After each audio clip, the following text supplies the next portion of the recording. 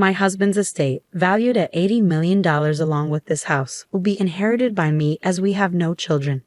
My sister-in-law's demeanor is always a challenge to contend with. My name is Emma, a 45-year-old who works part-time. My husband and I are blessed with 2 sons, one a senior and the other a sophomore in high school. The elder one is currently preparing for his college entrance exams, aspiring to follow his passion for law. His ambition was ignited at a tender age, likely influenced by my brother Oliver, who is a seasoned lawyer. A few years back, Oliver established his own law firm, which my eldest son admires greatly. From his early years, my son demonstrated a knack for academic excellence, a trait that Oliver wholeheartedly encouraged upon learning of his nephew's aspirations. Whenever they meet, my son reaffirms his goal to emulate his uncle's legal career, to which Oliver responds with a warm chuckle, urging him to swiftly pursue his dreams and walk in his footsteps. When my brother, who was married but childless, came to visit, he delighted in playing with my sons and showering them with affection. His wife, a woman a decade his junior, kept her distance from our family, rarely gracing our home with her presence. As a result, our interactions with her were few and far between. My brother and I endured the loss of our parents at a young age, leading him to step into a parental role when I was on the brink of marriage. Soon after my wedding, he followed suit and tied the knot himself. My husband and I felt reassured when we learned of my brother's intention to marry a younger woman. However, upon meeting his fiancée, I was taken aback by her perpetually sullen demeanor. We had anticipated joyous exchanges, considering she was about to marry into our family, yet her expression remained persistently glum as she regarded us. In the presence of my brother and his fiancée, I offered a superficial compliment, saying, "You two make a great pair."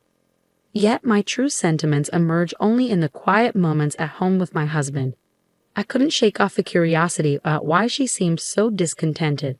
As their marriage was sealed, my husband echoed my concerns, remarking with a hint of worry, "She didn't seem particularly joyful as a bride. It's a bit concerning, isn't it?" Shortly before their wedding, my brother tied the knot with his 10 years younger fiancée. To celebrate my husband, our children, and I paid them a visit at their newly acquired house. The grandeur of the place left me in awe, a testament to my brother's success as a law firm owner. However, the absence of my sister-in-law raised eyebrows. In jest, my husband quipped to my brother, "Has your wife already abandoned ship?" Though meant in good humor, the tension in my brother's reaction left us both uneasy. According to him, whenever there's trouble, his wife retreats to her parents' home. Today, she stayed over to celebrate her mother's birthday. My husband's expression drooped, perhaps regretting his attempt at humor. Then, out of the blue, my brother posed a serious question with a poker face. "If I were ever unable to have children, would you consider letting me adopt one of yours?" I initially brushed it off as a jest, but my brother's earnest demeanor suggested otherwise. Stunned by the unexpected proposal, I found myself unable to respond, while my husband, with a chuckle, replied, "Who knows what the future holds? Let's cross that bridge when we come to it. If you're serious, and if our children are comfortable with it, we can discuss it then." Though my husband seemed to take it lightly, I couldn't shake off the underlying concerns about both the adoption suggestion and the strained relationship between my brother and his wife. It wasn't my place to interfere in their marital issues, but I couldn't help but worry. Subsequently, whether it was our visits to my brother's home or his visits to ours, he always came alone. His wife was conspicuously absent, further fueling my apprehensions. My brother never brought up his wife, so I refrained from prying into their relationship. After over a decade of marriage, her presence faded into obscurity in my mind. This year, as my eldest son's acceptance into his dream law school was celebrated at our house, my brother broached the topic of adoption once again. "Just as I mentioned before, would you consider allowing me to adopt one of your children?" he inquired. Their inability to conceive led him to revisit the idea. The last time we discussed it, they were newlyweds, so there was no urgency. Yet this time, my brother's tone conveyed seriousness. Despite the weight of the proposal, my husband's response was swift and nonchalant. "Would you prefer our eldest son, considering his ambition to become a lawyer?" he quipped. While my husband's manner seemed casual, I remained cautious, mindful of the profound impact such a decision would have on our sons' lives. Even though my brother, their uncle, would be adopting them, I couldn't shake the worry about my sister-in-law's potential treatment of my sons, who wouldn't be her own flesh and blood. Seeking reassurance, I cautiously asked my brother, "Is your wife on board with the adoption?" His response, accompanied by a wry smile, was somewhat comforting. "Don't fret over her. We've discussed it already," he assured me. While I felt relieved knowing they had addressed the matter, I couldn't reach a decision immediately. Instead, I resolved to involve my sons in the discussion and let them weigh in, considering they were already in high school and capable of making their own choices. We left the matter unresolved that day, but a few days later, I received an urgent call from my brother's lawyer's office. They informed me that he had collapsed and was rushed to the hospital. Frantically, I made my way there, only to find the law firm's staff anxiously awaiting news. It appeared my brother had suffered a stroke at work and was now unconscious. Once I arrived, the law firm staff departed, leaving me to confront the worrying situation alone. The law firm staff also mentioned they couldn't reach my sister-in-law. I tried calling the landline, but received no answer, and I didn't have her cell phone number. Eventually, my husband and younger son arrived, but still there was no luck reaching her. It was my younger son who stumbled upon a smartphone amidst my brother's belongings. With some effort, we managed to unlock it and began searching for her contact details. When she finally picked up the call from that phone, her response was laced with anger. "I warned you not to call again. I'll take legal action," she snapped.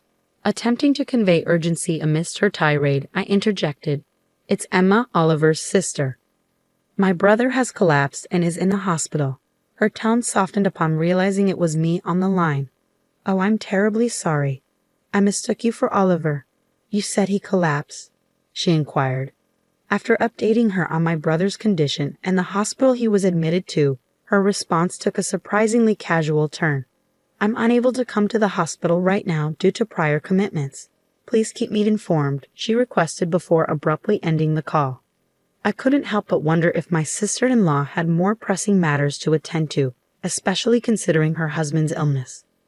With the realization that she wouldn't be of any assistance, we resolved to care for my brother ourselves. Since my eldest son had completed his university entrance exams and was spending most of his time at home, he took on the responsibility of visiting my brother daily on my behalf. Despite our efforts, my brother remained unconscious and in critical condition. However, my sister-in-law never reached out or made an appearance at the hospital. Nearly a week after my brother was admitted, I made another attempt to contact her. This time she answered the phone promptly, her tone oddly cheerful. "What's the matter? Is he dead?" she exclaimed, lacking any semblance of empathy. Struggling to contain my anger, I responded calmly, "He's still alive. Why haven't you visited him at the hospital?" Her response, dripping with indifference, only fueled my frustration. "I'm neither a doctor nor a miracle worker." "There's nothing I can do for his recovery," she retorted dismissively. Her callous demeanor pushed me over the edge and I hung up the phone, unable to suppress my growing rage. Suspicions began to brew within me regarding my brother's motives for wanting to adopt one of my sons. It dawned on me that perhaps he had resigned himself to the idea of not having children with his wife, indicating possible discord in their marriage. Curiosity led me to inquire about how they met after their marriage was finalized, to which my brother revealed they had been introduced through a marriage counseling agency. The revelation stirred a mix of emotions within me, especially the notion that my sister-in-law may have married my brother solely for the security of his profession as a lawyer and the promise of a comfortable life. This thought fueled my indignation further, but when I confided in my husband, his response cut deeper. If Oliver were to pass away in his current state, his wife would inherit the entire estate given their lack of children, he remarked callously. As my brother joined us to celebrate my eldest son's recent achievements and broached the topic of adoption, I couldn't shake the suspicion that perhaps his interest stemmed from considerations of inheritance rather than genuine familial intentions. I wish I could have reached a decision then and there, but the situation left me feeling powerless. After my brother's departure that day, I casually broached the topic with my two sons. To my surprise, my younger son expressed eagerness to be adopted, viewing it as a ticket to an easier life under Oliver's wing. Unlike his older brother, he seemed content to go with the flow, lacking clear aspirations for the future. I had anticipated my eldest son, who admired his brother, to follow suit, but his response caught me off guard. "I don't want to be adopted," he declared firmly. "As the eldest, it's my responsibility to take care of you, Mom, and Dad."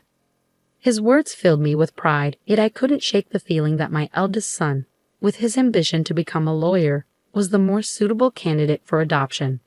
Although I longed to initiate the adoption process on behalf of my unconscious brother, the circumstances thwarted my efforts. Despite my reluctance to claim any share of my brother's inheritance, I couldn't bear the thought of a single penny falling into the hands of my sister-in-law, who seemed to be eagerly awaiting his demise. I could only hold on to the hope of my brother's recovery, but it never came to fruition. Days later, he passed away, leaving me with the solemn duty of informing my sister-in-law. "My brother has passed away. Can we arrange a funeral?" I conveyed the somber news. To my surprise, her response was oddly cheerful. "You have the final say. Just please don't involve me in any formalities," she replied before abruptly ending the call. Feeling a surge of frustration, I held back my emotions as my husband and I took charge of planning the funeral. With assistance from the law firm's staff, we navigated through the arrangements. While my husband expressed concerns about the firm's future, my brother had already ensured its stability by entrusting its management to a capable individual. Thus, the firm would continue to operate seamlessly as a corporation. At the funeral, the turnout was overwhelming, with countless wreaths brought in to pay respects. The hall overflowed with mourners, a testament to the profound impact my brother had on so many lives. As the funeral unfolded, I found myself once again marveling at the incredible person my brother had been. Alongside me, my son lent a hand in the somber proceedings. However, his mood darkened upon witnessing the notable figures in attendance, presidents of major corporations, politicians, and other dignitaries. "I should have been the one adopted," he lamented bitterly. "I never realized how remarkable he truly was." My husband and I empathized with his sorrow, understanding the weight of his realization. As I fulfilled my role as a pallbearer, no one questioned the absence of my sister-in-law, nor was it brought up in conversation.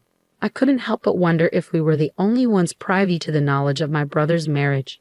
They hadn't had a wedding ceremony. Instead, they simply embarked on a honeymoon. It dawned on me that even our relatives might have been unaware of their marital status. Reflecting on the situation, I couldn't help but harbor regrets. If only they hadn't married, there wouldn't be a need for a wife who failed to show up at her husband's funeral. And I lamented not allowing my brother to adopt my younger son sooner, fearing that she might seize control of my brother's estate with the support of the law firm's staff. The funeral for my brother had concluded, and I extended invitations for everyone to gather at his house for a meal, expressing my gratitude. "Thanks to all of you, my brother will be able to rest in peace," I said, my voice laden with sorrow. As we mourned together, my sister-in-law made a sudden appearance, clad in a flashy pink coat, as if timed to coincide with the conclusion of the funeral. Addressing her with a mix of surprise and suspicion, I asked, "Why have you chosen this moment to come?" With a wide grin on her face, she spoke loudly for all to hear. "As my husband's wife, I inherit his estate, valued at $80 million, along with this house. With no children in the picture, everything belongs to me." Her triumphant declaration prompted laughter from my brother's colleagues, leaving us puzzled by their reaction. My sister-in-law shot them a glare and scolded, "What's so funny? How rude." Her smirk quickly faded when one of the lawyers interjected, "We're aware that you're officially divorced." The revelation hit me like a thunderbolt. "You were divorced?" I exclaimed incredulously upon hearing the news the day before my brother's collapse. Glancing at my sister-in-law's visage, I saw a chilling expression etched across her features as she locked eyes with the individuals who had unveiled the truth. As she gritted her teeth, another lawyer interjected, "I've also heard that you were ordered to pay alimony due to the affair that led to the divorce. It's unavoidable." Furious, my sister-in-law directed her glare at the lawyer who spoke, snapping, "I'm not obligated to pay alimony anymore. There's no one left to pay." Her words dripped with disdain, but she was swiftly rebutted by the legal expert. "The right to alimony also transfers upon inheritance, so you'll still owe it to Emma, the sole inheritor." It dawned on me for the first time that I was the sole inheritor of my brother's estate. With their divorce finalized and our parents no longer alive, I was left as the last remaining family member. She seemed to grasp the reality of the situation, her expression morphing into one of horror as she locked eyes with me, prompting me to instinctively step back. Yet her demeanor remained defiant as she resumed her tirade, Don't I deserve half of the estate now that the divorce is settled? A lawyer, looking dismayed, interjected, "Didn't Oliver provide you with funds upon the finalization of the divorce?" "I have the receipt certificate." Another lawyer chimed in, "He also acquired a house prior to the marriage, so it isn't subject to property division." I found a sense of satisfaction in witnessing her being lectured by the lawyers. Despite her protestations, she appeared to recall something and chuckled lightly as she continued, "There's still the life insurance. I should be the beneficiary." Her resilience impressed me, navigating through a hostile environment where everyone seemed to be against her. Then, with a smirk, she added, "I changed the beneficiary of Oliver's life insurance to myself." However, the lawyer promptly refuted her claim regarding the life insurance, stating, "Oliver was a resolute individual, so it's likely he made the change upon finalizing the divorce." As I sifted through my brother's belongings, I stumbled upon the life insurance policy, but my sister-in-law caught sight of it. Swiftly, she snatched the document from my grasp, her impatience evident as she scrutinized the beneficiary. However, her demeanor shifted to one of disappointment as she handed the certificate back to me, her shoulders slumping in defeat. It was then that I noticed the beneficiary was me. Realizing her efforts were futile, my sister-in-law blurted out her true sentiments without filter. "I married a lawyer because I thought he was wealthy, but all I got was a pittance, and now I have to pay alimony. It's a colossal mistake." In response, the lawyer's expression hardened as he retorted. Oliver expressed similar sentiments. He regretted seeking the counsel of a marriage counselor, lamenting the monumental mistake he had made. Although my brother never confided such sentiments to me, his honesty was well known among his colleagues and subordinates. Faced with undeniable facts, my sister-in-law turned on her heel and departed from my brother's house. As time passed, she found herself obligated to pay alimony in installments, despite lacking stable employment. Desperate to fulfill her financial obligations, she hastily sought out employment opportunities. However, her lack of commitment led to a string of short-lived jobs. In a desperate attempt to secure quick wealth, she returned to the marriage counseling agency and set her sights on a wealthy individual. Deceiving him with promises of financial gain through marriage, she exploited his trust and attempted to swindle him. Yet, her scheme unraveled swiftly when the man saw through her deceit and reported her to the authorities. Subsequently, she was arrested for marriage fraud, facing the consequences of her actions. According to a lawyer from my brother's law firm who disclosed the truth, no alimony was ever paid to me. When I consulted the lawyer regarding the situation, I was informed of the recent developments. It was in May when the lawyer relayed the news that my sister-in-law had been apprehended. With her arrest, the likelihood of receiving alimony payments seemed slim in the foreseeable future. However, alimony wasn't my foremost concern. What I truly desired was to witness her facing the consequences of her actions and enduring a fate befitting her deeds. I firmly believe my brother would concur, which is why I wish for thorough police investigation into her other transgressions. I hope she's charged as a felon and brought to justice in court. Meanwhile, my family relocated to a house left behind by my brother, unexpectedly inheriting his property. My husband and sons were overjoyed at the prospect of moving into a spacious house, a stark contrast to our previous cramped apartment. Amidst the excitement, my eldest son, fueled by newfound determination, immersed himself in his law studies. Observing the interactions between his brother's colleagues and subordinates, he felt a strong yearning to pursue a career in law. Though never formally adopted by my brother, I hold on to the hope that he will carry forth my brother's legacy and excel as a lawyer, just as he aspired to be. However, my younger son harbored a sense of disappointment upon learning that I had inherited my brother's entire estate. "I wish I had been adopted by uncle so I could have inherited everything," he confessed candidly. Despite his words carrying a hint of jest, his smile betrayed a hint of genuine longing.